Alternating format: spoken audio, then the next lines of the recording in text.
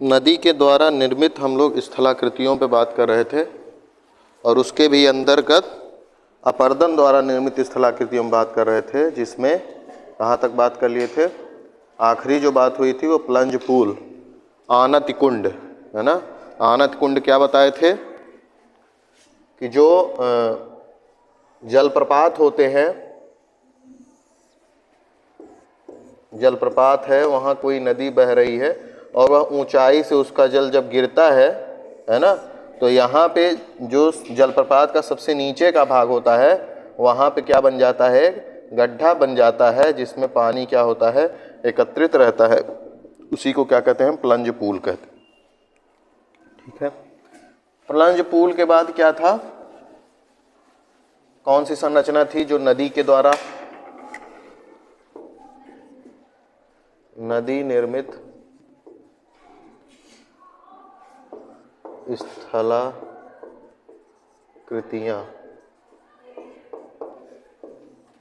क्या था अगला इसमें, नदी मोड़, रिवर मियांडर्स।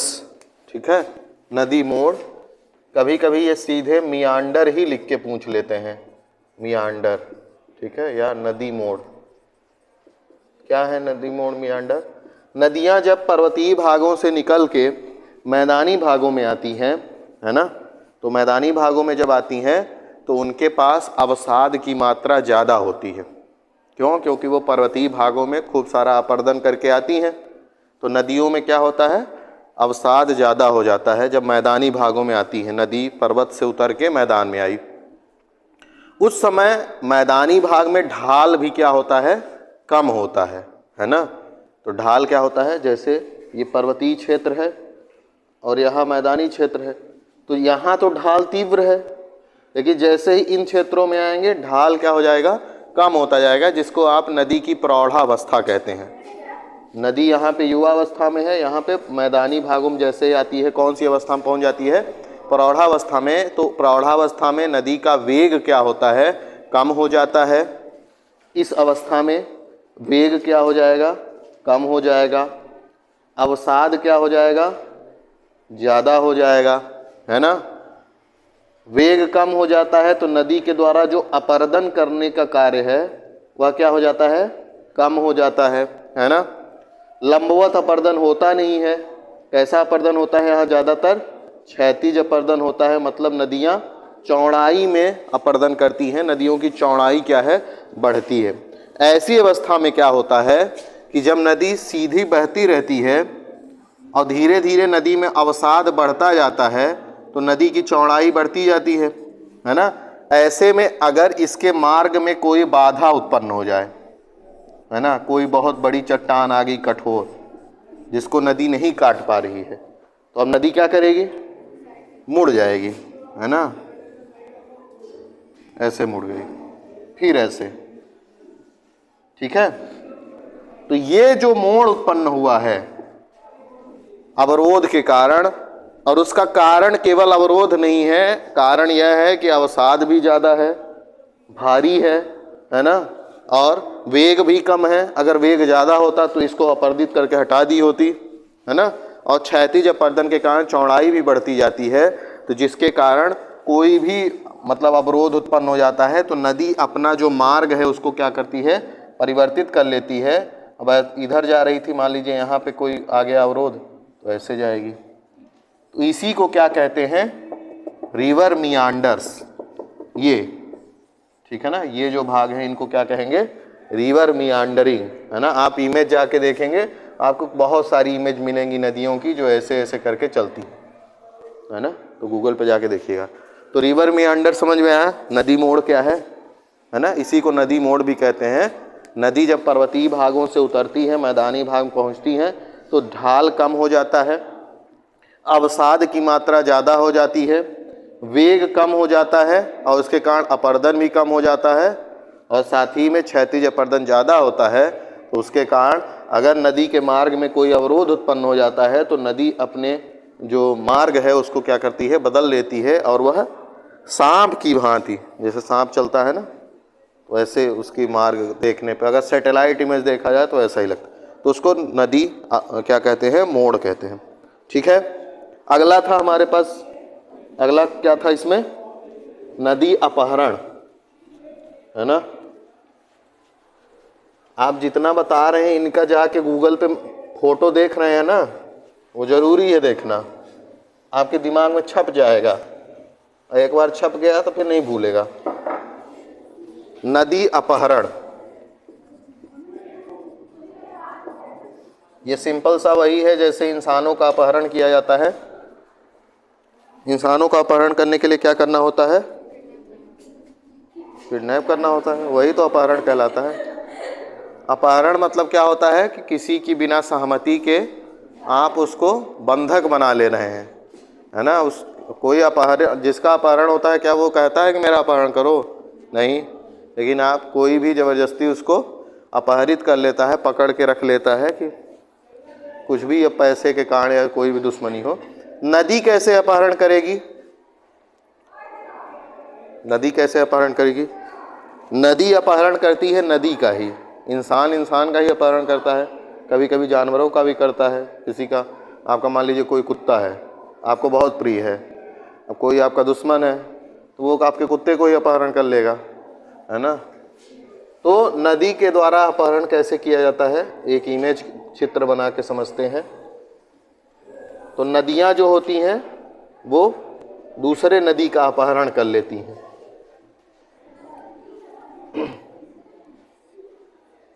यहाँ पे ये क्या है, ये क्या बना रहे हैं, जल विभाजक, ठीक है। क्या है यहाँ पे, जल विभाजक है। और एक नदी इधर प्रवाहित हो रही है,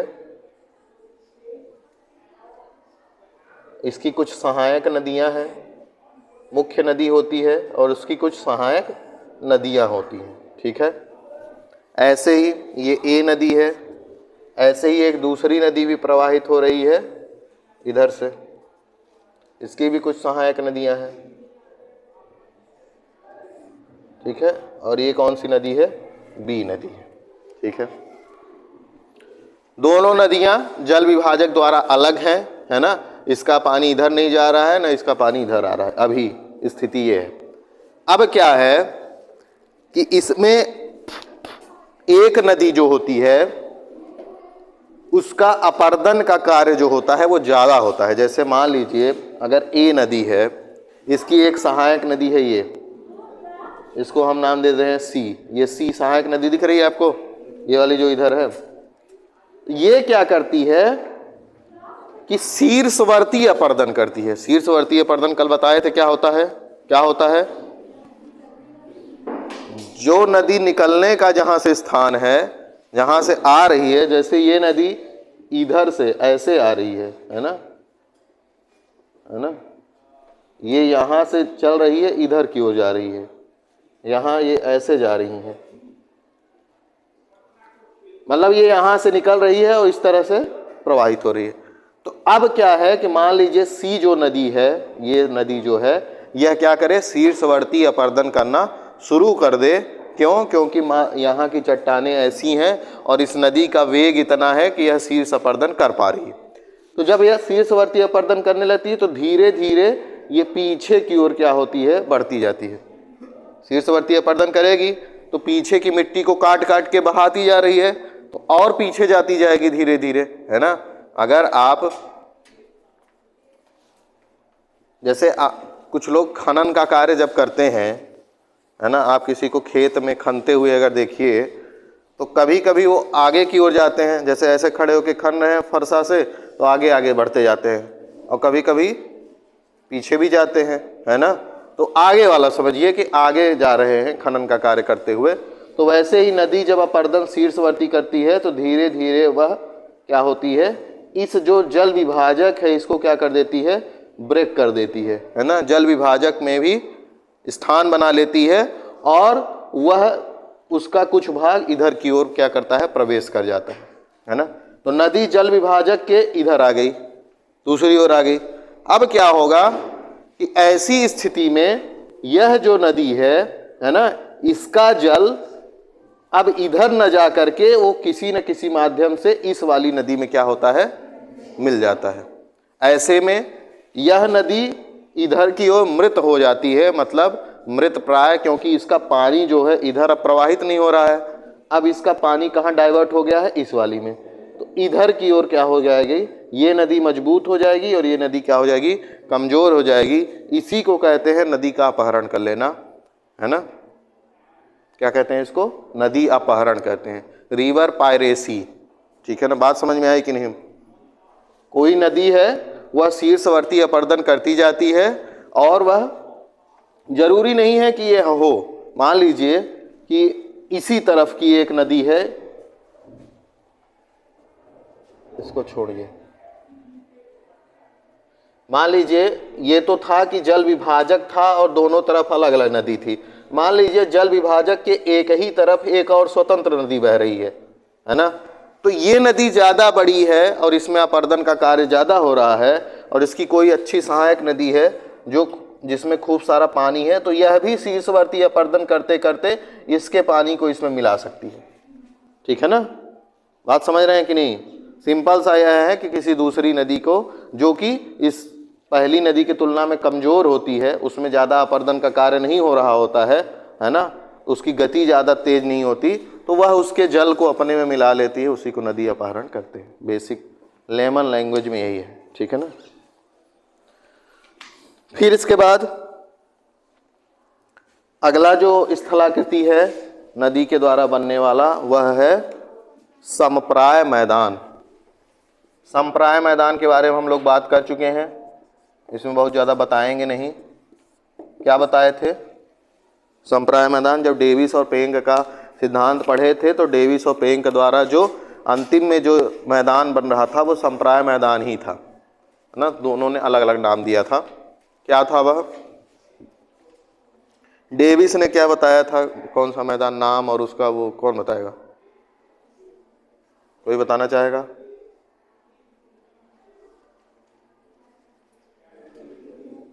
बोलो। पेनी प्लेन, है ना। तो जो डेविस ने कैसे मैदान बना था, नदियां जब वृद्धावस्था में पहुंचती हैं, जो आखिरी स्टेज था दोनों में, उनमें क्या होता है कि जो पूरा अवसाद होता है वह समुद्र में मिलने से पहले आधार तल प्राप्त होने से, आधार तल जब प्राप्त होता है तो पूरा वह क्षेत्र क्या हो जाता है, अपर्दित हो जाता है और एक समतल सपाट मैदान बन जाता है ना। पर्वतीय क्षेत्र है तो वह पूरा कट कट के समय के साथ समाप्त हो जाएगा और केवल क्या बचेगा, समतल मैदान बचता है। तो उसी को डेविस ने कहा था पेनी प्लेन, और उनमें जो कुछ क्षेत्र बचे हुए रह जा रहे थे, है ना, समतल मैदान था, कुछ उसमें ऊंचाई वाले क्षेत्र बचे रह जा रहे थे जो कि कठोर चट्टानों के थे बने हुए, तो इसको डेविस ने कहा था पेनी प्लेन, है ना, और इसको मोनेडनाक। और यही संरचना, यही पेनी मतलब समप्राय मैदान जब पेंक के सिद्धांत में बना था तो उसको उन्होंने दूसरा नाम दिया था इंड्रम्फ और इंसेलबर्ग, है ना। इसका वीडियो मतलब क्लास हो चुकी है, वीडियो शायद अभी नहीं गया होगा तो चला जाएगा, देख लीजिएगा। ठीक है, तो समप्राय मैदान में कुछ विशेष बताने लायक नहीं है, पुराना वाला पढ़ लीजिए। अगला फिर इसमें क्या था, ग्रूविंग्स, खांचे। ये आप लोग देखे होंगे अगर कहीं नदी के किनारे गए होंगे तो, अगर नदी कोई पर्वतीय भाग से गुजर रही है, जैसे सोन नदी में आप जाएंगे, सोन नदी गए हैं कोई, सोन नदी देखे होंगे तो वहाँ दिखा होगा आपको, और कई नदियों में देखे होंगे।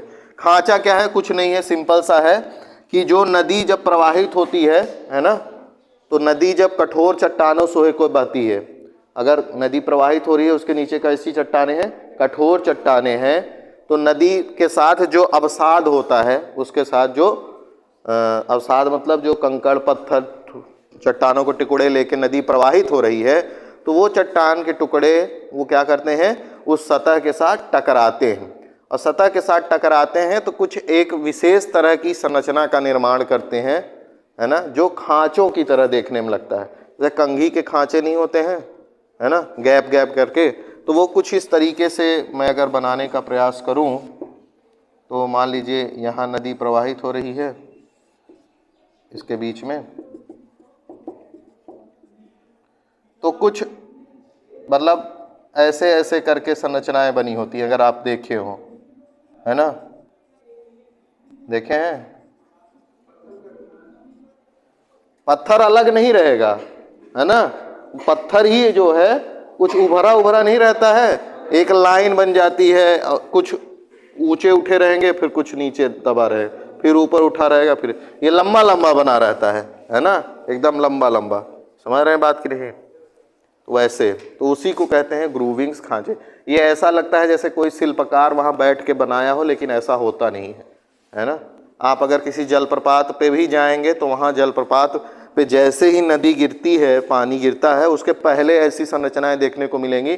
नदी क्या करती है कि कुछ भागों को अपरदित कर देती है, और कुछ भाग छोटे छोटे टुकड़ों के रूप में लंबे लंबे बने रह जाते हैं, ठीक है, तो वही खांचे की तरह लगते हैं, तो उसी को क्या कहते हैं?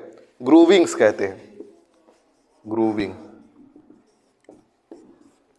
एक मैंने मेरे उस वाले चैनल पे एक सोन नदी का वीडियो डाला था, अगर उसमें देखेंगे तो दिख जाएगा आपको, या आप ऐसे भी इमेज डाल के देखेंगे गूगल पे तो आपको बहुत सारी इमेज दिख जाएगी, तो देख लीजिएगा, तो आपके दिमाग में समझ में आ जाएगा अगर इमेजिन नहीं कर पा रहे हैं, ठीक है। अब अगला जो है, ये इस तरह से अपर्दन वाली जो संरचनाएं थी वो खत्म हुई। अब हम लोग नदी के द्वारा निर्मित कौन सी संरचनाएं पढ़ेंगे? निक्षेपण के द्वारा। अभी तक जितना पढ़ा है इसमें सब में अपर्दन हो रहा है, निक्षेपण कहीं नहीं हुआ है।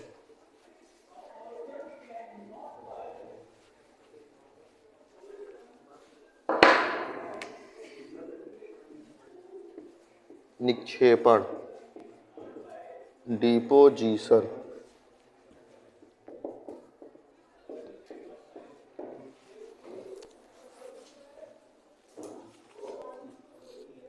इसमें पहला है जलोढ़ शंकु एवं जलोढ़ पंख।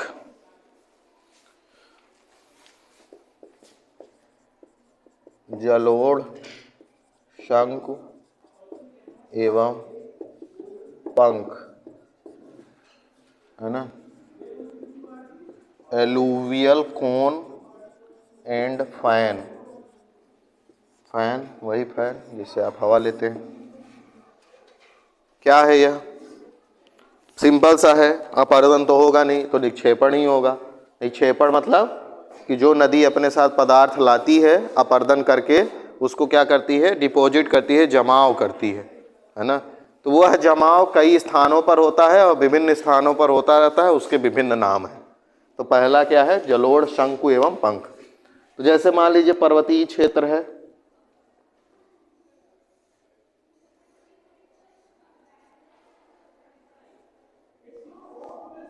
है ना, ये पर्वत है,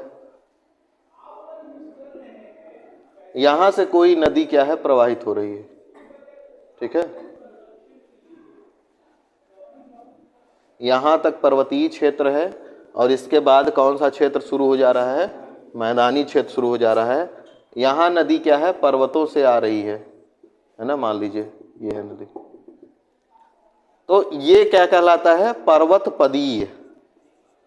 पर्वतपदीय मतलब पर्वत का जो निचला भाग होता है, इसको इंग्लिश में कहते हैं पीडमोंट। क्या इंग्लिश में क्या कहते हैं? Piedmont, PIEDMONT। पीडमोंट मैदान भी आता है एक, पढ़ेंगे उसमें क्या होता है। तो इसको क्या कहते हैं? पर्वतपदी। पर्वत का जो सबसे निचला भाग होता है, जो जमीन से जुड़ा हुआ होता है ना, उसको क्या कहते हैं? पर्वतपदी कहते हैं, पीडमोंट कहते हैं। नदियां जब पर्वतों से निकलती हैं और जब पर्वतीय भाग से, अब पर्वत से निकलेंगी तो पर्वत से नीचे भी तो आएंगी, तो यहाँ ये वाला जो भाग है इसी को कह रहे हैं क्या? पीडमोंट कह रहे हैं, ठीक है ना। तो क्या होता है? नदियां पर्वत से उतर रही तो पर्वतीय भागों में बहुत सारे चट्टान के टुकड़े, मिट्टी आदि अपर्दित करके ला रही हैं अपने साथ, है ना। जैसे ही वो कहाँ पहुँचती हैं? पर्वतपदीय भाग में पहुँचती हैं, तो उनका ढाल क्या होता है? कम हो जाएगा, पर्वत से जैसे ही नीचे उतरेंगे तो ढाल तो कम हो जाएगा ना, यहाँ पे ढाल कम हो रहा है ना।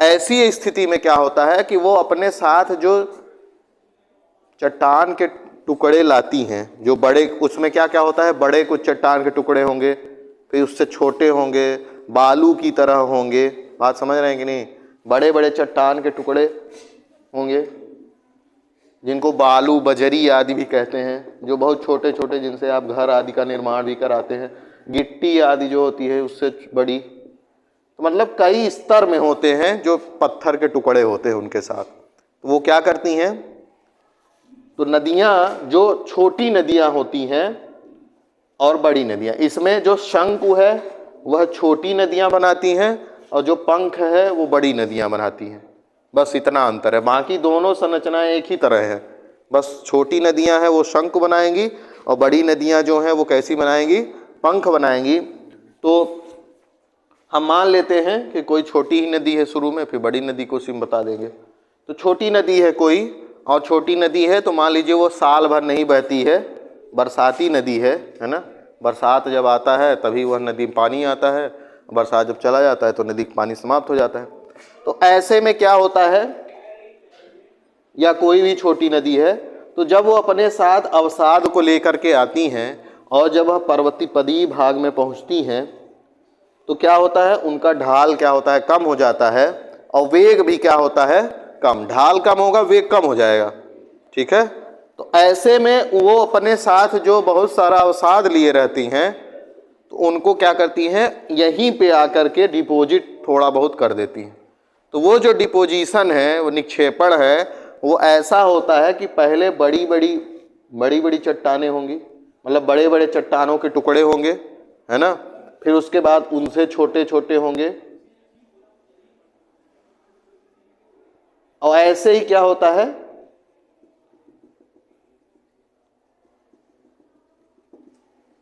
ठीक है, तुलनात्मक घटते क्रम में आकार का ऐसे ही जमता जाता है और यह एक त्रिकोण आकार में बन जाता है यहीं पे, है ना, त्रिकोण आकार बन जाता है।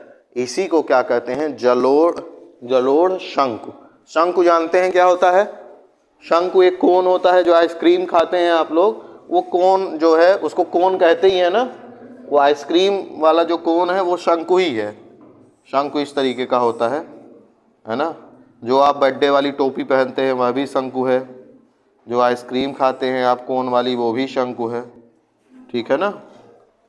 तो शंकु की आकार में देखने में लगता है, इसी को क्या कहते हैं, जलोढ़ शंकु कहते हैं। अभी यहाँ पे बहुत चौड़ा बना दिया हूँ मैं, लेकिन आप इमेज देखेंगे तो आपको बहुत ही स्पष्ट दिखाई देगा, एकदम ऐसे रहता है, ठीक है, ये नहीं बनाइए, ऐसे, है ना। तो ये कोन की तरह जो लग रहा है, इसीलिए इसको क्या कहते हैं, जलोढ़। जलोढ़ मतलब क्या होता है, जो नदी अपने साथ अवसाद लिए रहती है उसको जलोढ़क भी कहते हैं। क्या कहते हैं, जलोढ़क। जो अवसाद है वह नदी जब अपने साथ लिए रहती है उसको क्या कहते हैं, जलोढ़क। जलोढ़क, ठीक है। यहां पे तीन तरह की संरचनाएं बनती हैं। ये जलोढ़ पंख बन गया ना, जलोढ़ शंकु बन गया। यही जब बड़ी नदी होती है तो ये थोड़ा बड़ा हो जाता है। जैसे पंखा, पहले आप पुरानी मूवीज देखे होंगे तो राजा, या जो रामायण महाभारत देखे होंगे या राजाओं वाली स्टोरी देखे होंगे, तो उसमें पंखा लेके दो लोग खड़े रहते हैं, बड़े बड़े, धीरे धीरे हिला, पता नहीं उससे हवा लगती है उन लोगों को कि नहीं, इतना धीरे वो हिलाता है कि मुझे लगता है हवा नहीं लगती हुई। तो वो जो पंखे की तरह, जैसे ये छोटी नदी है तो छोटा सा उसके साथ अवसाद कम था, तो छोटे ही क्षेत्र में वो उसका विस्तार हुआ, जमा हुआ।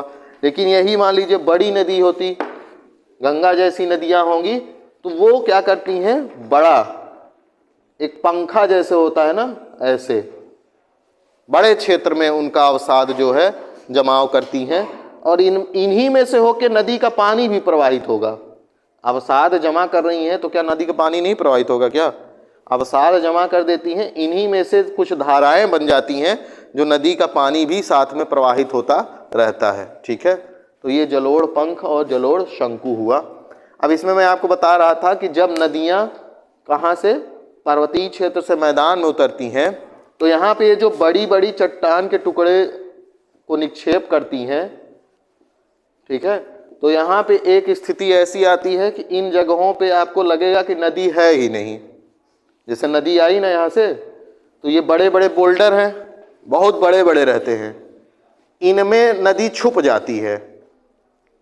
और छुप के कहाँ निकलेगी? यहाँ नहीं दिखेगा आपको, यहाँ दिखेगा कि खूब सारा जो है पानी क्या है, फैला हुआ है। अगर आप कभी पर्वतीय मतलब किसी नदी के जाते हैं जो पर्वत से निकल के डायरेक्ट मैदान में आ रही है, तो आप देखेंगे कि नदी आपको यहाँ तो दिखाई दे रही है कि आ रही है, लेकिन बीच में यहाँ आपको लगेगा कि नदी गायब हो गई है। क्यों गायब हो गई है? क्योंकि बड़े बड़े पत्थर या चट्टान के टुकड़े होते हैं, उनके नीचे नीचे नदी प्रवाहित हो रही है, आपको ऊपर नहीं दिखेगा, है ना। इसको, इस संरचना को क्या कहते हैं? भाबर। क्या कहते हैं? भाबर। जहां पे नदी क्या होती है, गायब हो जाती है, उसको क्या कहते हैं? भाबर। ठीक है। तो ये जो बड़े बड़े चट्टान के टुकड़े थे, उनमें जब नदी छिप जाती है, उसको क्या कहते हैं? भाबर कहते हैं। और यह कई किलोमीटर तक लंबा चौड़ा होता है, ये नहीं कि बस 2 कदम होगा, कई किलोमीटर में नदी छुपी हुई रहेगी। लेकिन अब नदी छुपी है मतलब उसके नीचे प्रवाहित हो रही, तो कहीं जाके निकलेगी। जैसे ही इस तरह की संरचनाएं समाप्त हो जाती हैं, जहाँ पे बड़े बड़े चट्टान के टुकड़े समाप्त हो जाते हैं, तो नदी का पानी जो है फैल जाता है। इसके बाद वाले क्षेत्र में खूब सारा नदी का पानी क्या हो जाएगा? फैल जाएगा। और दलदल भूमि, दलदली जो भूमि आप देखे होंगे, जहाँ खूब पानी भरा रहता है, फैलाव में, ज़्यादा गहरा नहीं रहेगा लेकिन पानी खूब फैला रहेगा, वहाँ की मिट्टी दलदली रहती है। तो इसके बाद, भाबर के बाद जो संरचना बनती है, खूब सारा पानी जो नदी का है वो फैल जाता है पूरे क्षेत्र में, है ना, उसको कहते हैं तराई। क्या कहते हैं? तराई। तो भाबर, तराई। इस तराई के बाद क्या होगा?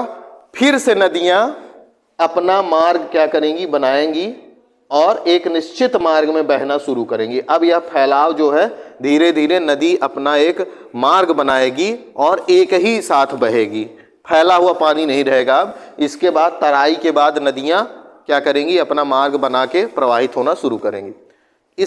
अब क्या होगा तराई के बाद? तराई के बाद जैसे जैसे नदी आगे बढ़ती है ना, तो शुरू में नदियां क्या करती हैं कि जहां पास वाला क्षेत्र होता है, तराई के पास वाला, तो पहले वहां पे अवसाद जो है जमा करती हैं, है ना। आपको अगर कहा जाए कि 50 किलो उठा के यहाँ से लेके जाना है सामान, और आपको बता दिया जाए कि आपको लेके जाना है अपने घर, लेकिन आपको कई दिनों में लेके जाना है, तो आप या तो ये कर सकते हैं कि एक ही दिन में बहुत शक्तिशाली है तो उठा के लेके जाएं, लेकिन आपको ये स्वतंत्रता दी गई है कि आप विभिन्न जगहों पे रख सकते हैं सामान को, और वहाँ पे आपके सामान की सुरक्षा की जाएगी। तो कोई समझदार इंसान होगा तो वो क्या करेगा? जब उसके पास समय है कि कितने भी दिन में ले जा सकते हैं, तो वो क्या करेगा? यहाँ से औरी मोड़ ले जाएगा, रख देगा, 2-4 दिन रखा रहेगा, फिर 2 किलोमीटर ले जाएगा, फिर 2 किलोमीटर, ऐसे ही करेगा, है ना। कोई अगर साधन नहीं है तो नदियाँ भी ऐसे ही करती थी पहले, अभी भी करती हैं।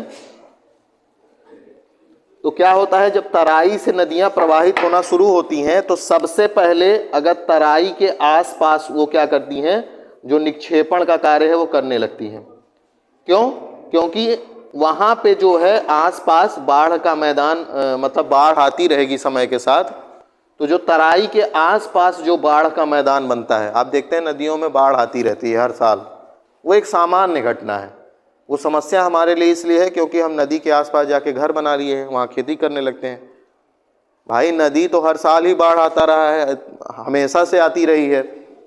नदी मान लीजिए है ये, गर्मी के महीनों में इतनी बड़ी है, अब वो हर साल, मतलब जब से उसका उद्गम हुआ है, वह बरसात के मौसम में इतने क्षेत्र में आ जाती है, ठीक है। इतने क्षेत्र में उसका काम ही है आना, गर्मी में इतनी रहेगी, बरसात में इतनी हो जाएगी।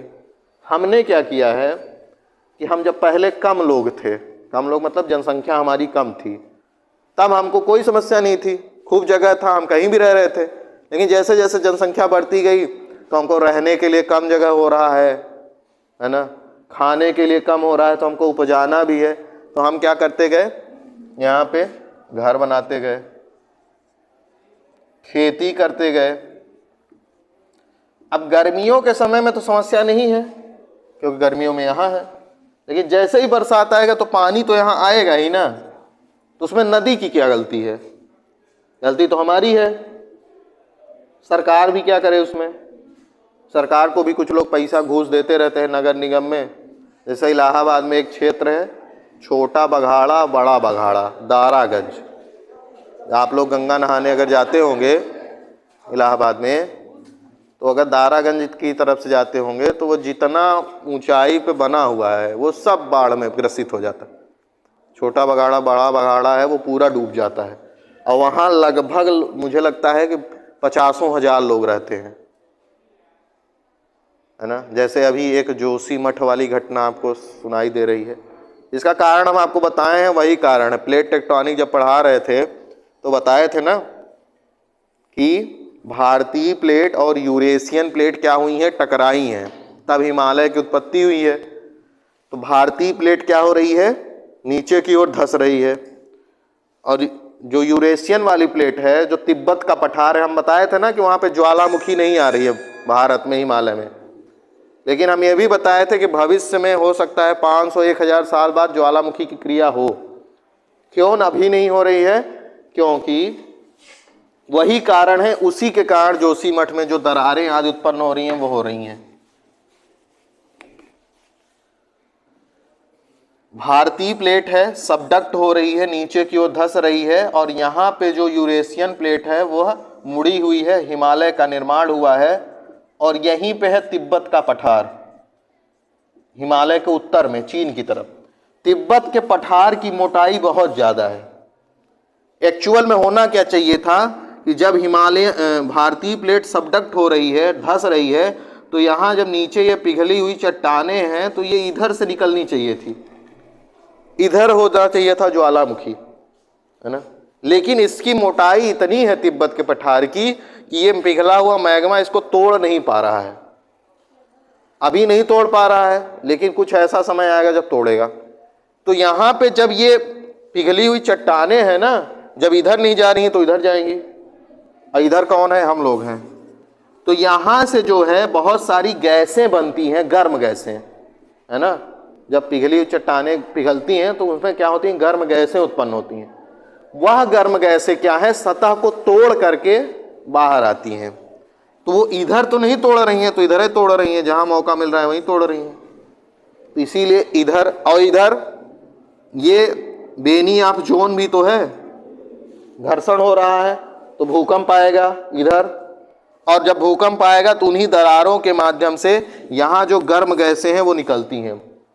तो ये बहुत समय से हो रहा है, निकल रही है। 1965-69 के पास कमेटी बनाई गई थी वहाँ के लिए कि वहाँ अब निर्माण का कार्य न किया जाए, लेकिन हम लोग तो हैं वही कर रहे हैं, बहुत सारा वहाँ खनन कर रहे हैं, टनल बना रहे हैं। तो वो प्राकृतिक क्षेत्र है, वहाँ घटना होगी ही, तो आज नहीं तो कल ज्वालामुखी की क्रिया भी हो सकती है वहाँ पे बहुत बड़ी मात्रा में, 500-1000 साल पहले। तो यहाँ बता रहा था कि भाबर हो गया तराई, और इसको कहते हैं बांगर। बांगर जो पुराने बाढ़ के मैदान होते हैं, जिनको नदी ने शुरुआती समय में बनाया था, उसको क्या कहते हैं, बांगर। और जो नदी अभी बनाती है बाढ़ के समय में, वर्तमान में भी बना रही है, जिनको कहते हैं नवीन बाढ़ के मैदान। ये पुराने बाढ़ के मैदान है, और जो नवीन बाढ़ के मैदान है उनको क्या कहते हैं, खादर। ये नवीन बाढ़ के मैदान समुद्र वाले, जहाँ से समुद्र में मिलती है नदियाँ, उसके आसपास बनते हैं। जैसे हम लोग जो पश्चिमी यूपी वाला जो मैदान बनाया है गंगा ने, उसको कहते हैं बांगर। पहले पंजाब हरियाणा आदि साइड भी बाढ़ आती थी। क्यों? क्योंकि पहले वहाँ पे गड्ढा था, नदी, गंगा नदी वहाँ से बह के होके आती थी। तो अब वहाँ पे नदी ने जमाव करते हुए उसकी ऊंचाई बढ़ा दी है, तब उधर बाढ़ नहीं आती। अब आप देखते हैं हमारे इधर आती है, पूर्वी यूपी में, बिहार में, पश्चिम बंगाल में, क्योंकि अभी यहाँ पे गड्ढा है, नदी का पानी जो है फैल जाता है। तो ये जो पश्चिमी यूपी, पंजाब, हरियाणा के आसपास का मैदान है वो कैसा मैदान है? बांगर है, पुराना मैदान है। गंगा नदी पुराने समय बनाई थी। अभी जो पूर्वी यूपी, बिहार और पश्चिम बंगाल के आसपास का जो मैदान बन रहा है ये कैसा है? खादर है ना। तो ये संरचनाएं जरूरी हैं, भाबर, तराई, बांगर और खादर। इनका क्रम भी पूछते हैं कि पर्वत से समुद्र तक में कौन सी संरचना का क्रम सही होगा? भाबर, तराई, बांगर, खादर। ठीक है, कल बात करें।